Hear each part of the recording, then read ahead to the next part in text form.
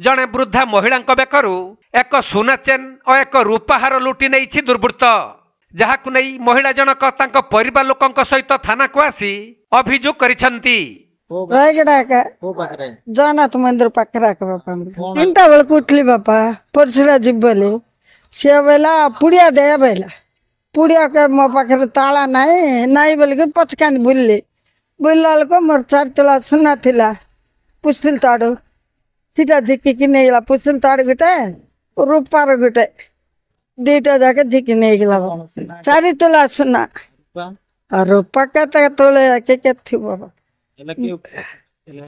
चल काम दुकान कहला पुड़िया दे बेला ए पुड़िया को मो पाखे किसी ना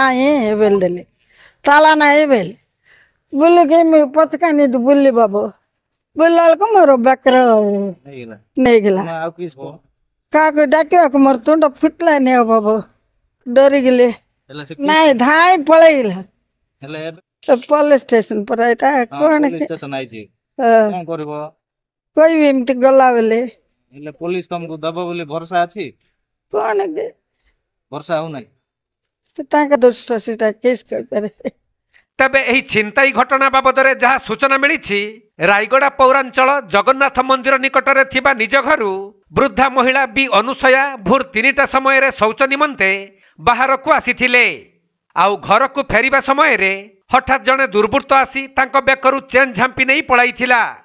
तेणु तांको परिवार पक्षरु ए नहीं रायगड़ा टाउन थाना रे एतला दिया जिबा परे पुलिस एहार तदंत आरंभ करिथिबा जଣା पड़िछि।